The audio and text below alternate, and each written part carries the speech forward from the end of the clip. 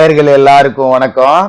பராபவ வருட ராசி பலன்கள். அதாவது தமிழுக்கு 60 வருடத்துல 40வது வருடம் தான் இந்த பராபவ வருடம்.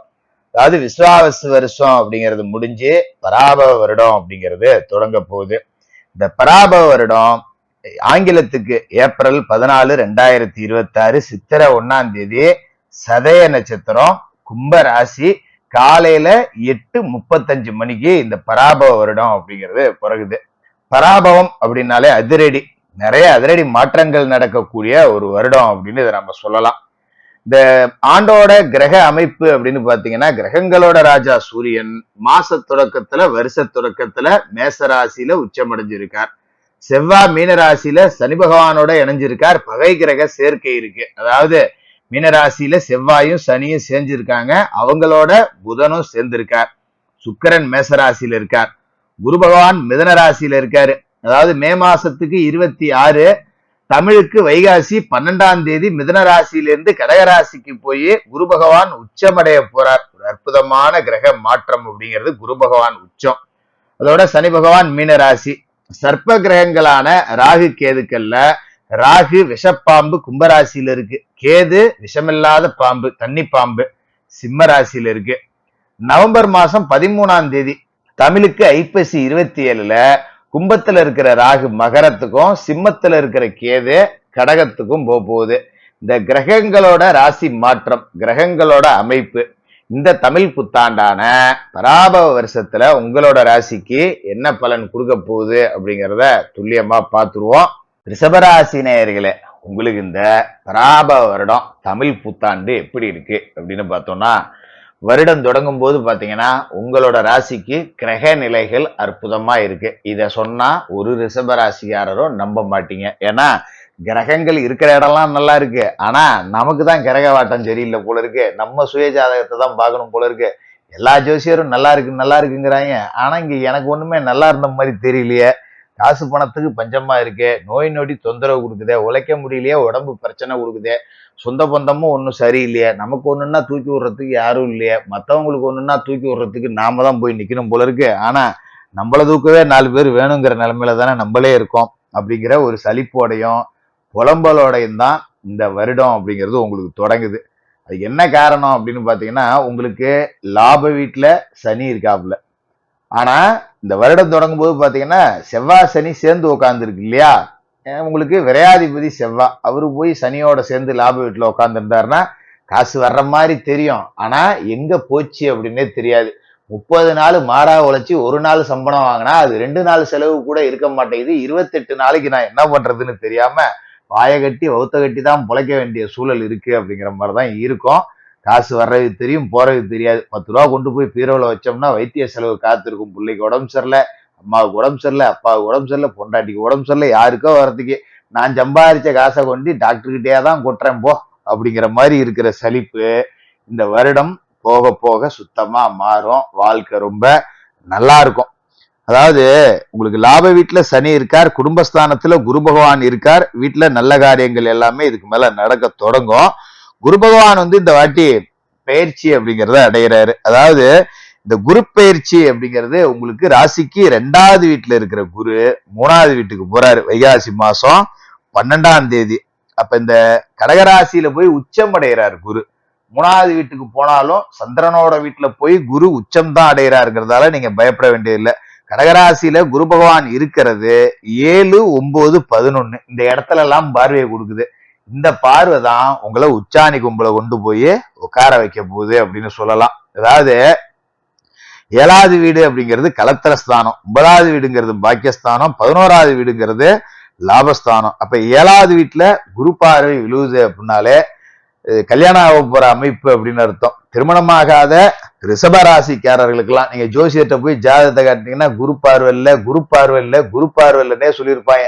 எப்பாடே குரு பார்வை இல்லைனாலும் பரவாயில்ல, எங்கேயாவது கல்யாணத்தை பண்ணி வைங்கடா அப்படிங்கிற அளவுக்கு கூட நமக்கு மன உளைச்சலா இருக்கும். அப்படிப்பட்ட குரு பார்வை உங்களை தேடி வருது. களத்திர வீடு அப்படிங்கிறது வலுவடையுது அப்படிங்கிறதால, புனிதமடையுது அப்படிங்கிறதால திருமணமாகாத ரிஷபராசிக்காரர்களுக்கு திருமணம் வைகாசி மாசத்துக்கு பிறகு உறுதி. இப்ப இந்த வருடம் தொடங்கும் போதே பாத்தீங்கன்னா திருமண பேச்சுவார்த்தை அப்படிங்கறதெல்லாம் நடக்க ஆரம்பிக்கும்.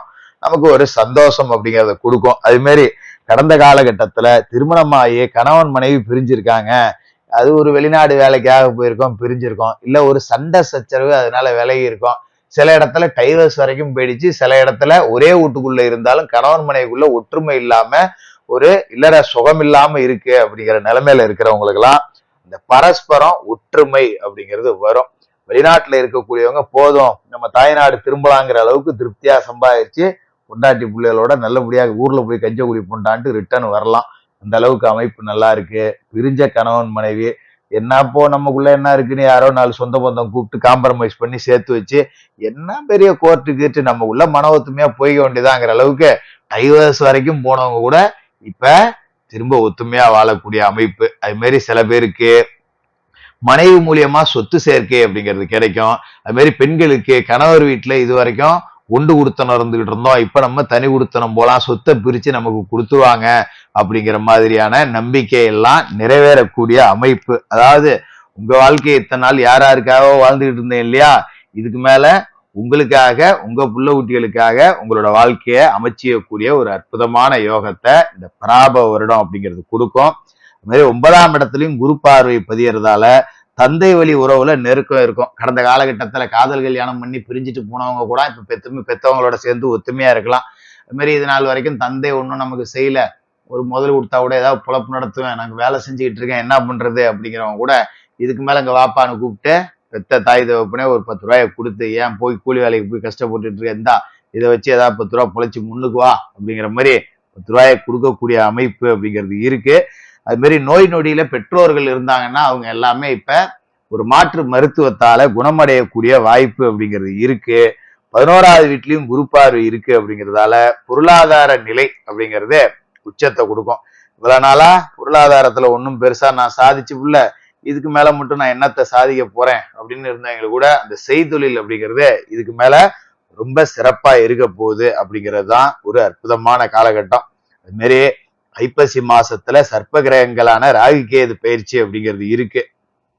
உங்களோட ராசிக்கு 9வது வீட்டுல அதாவது மகர ராசியில ராகுவும் கடகராசியில கேதுவும் இருக்க போறாங்க. 9ல இருக்கிற ராகுங்கிறவர் ஒப்பற்ற பலன் கொடுக்கக்கூடியவர். அதாவது நண்பர்கள் வாயிலாக நிறைய பொருளாதாரம் கிடைக்கும். ஒரு நண்பர் ஒருத்தன் வெளிநாட்டுல இருக்கான் அப்படின்னா இப்போ உங்களுக்கு ஒரு விசா எடுத்து அழைச்சிக்கக்கூடிய வாய்ப்பு, இல்ல அல்ல அவசரம் அப்படின்னா நம்மளை தாங்கி நிக்கிறதுக்கு 10 கூட்டாளிங்க இருப்பாங்க அப்படிங்கிற ஒரு சந்தோஷம் உங்களுக்கு இருக்கும்.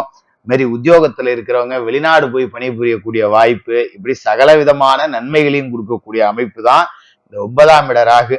தந்தையாரை குறிக்கக்கூடிய இடம் அப்படிங்கிறதால தந்தையாரோட உடல் ஆரோக்கியத்துல மட்டும் கொஞ்சம் நாம கவனமா இருக்கணும். அது மாதிரி தந்தை வழி சொந்தங்கள்கிட்ட குடுக்கல் வாங்கல் வச்சுக்க கூடாது. வாங்கியிருந்தா கொடுத்துருங்க, கொடுத்துருந்தா முன்கூட்டியே கேட்டு நோவாம வாங்கிங்க.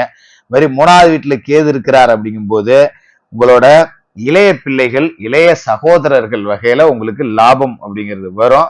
நிறைய ஆன்மீக பணிகள்ல எல்லாம் ஈடுபடுவீங்க. எந்த ஒரு விஷயத்தையுமே ஜெயிக்கணும் அப்படிங்கிறதுல ஒரு குறிக்கோள் இருக்கும். ஒரு இடத்த வித்துட்டு வேற இடம் வாங்குற மாதிரி இந்த குடுக்கல் வாங்கல், ரியல் எஸ்டேட், கமிஷன், தரகு இந்த மாதிரி வேலை பார்க்கக்கூடியவங்களுக்கு எல்லாம் ஒரு உன்னதமான காலகட்டமா இருக்கு.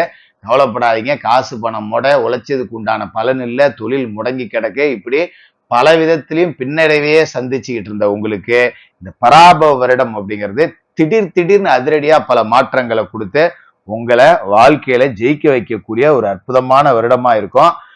தினமும் குளிச்சுட்டு குலதெய்வத்தை வணங்கிட்டு தான் உங்களோட வேலைகள் அப்படிங்கிறதே தொடங்கணும். அது மாதிரி முடிஞ்சவங்க ஒரு தடவை இந்த வருடம் தொடங்கின உடனே ஸ்ரீரங்கம் போயிட்டு தாயாரோட கொடிமர கருடனை வணங்கிட்டு வாங்க. அது உங்களுக்கு அற்புதமான பலன்களை கொடுக்கும். முடிஞ்சா ஏழைகளுக்கு எப்பெல்லாம் முடியுதோ அப்பெல்லாம் அன்னதானம் பண்ணுங்க. பராபவ வருடம் உங்களுக்கு சிறப்பான வருடமா இருக்கும். ரிஷபராசிக்காரர்களுக்கு வாழ்த்துக்கள்.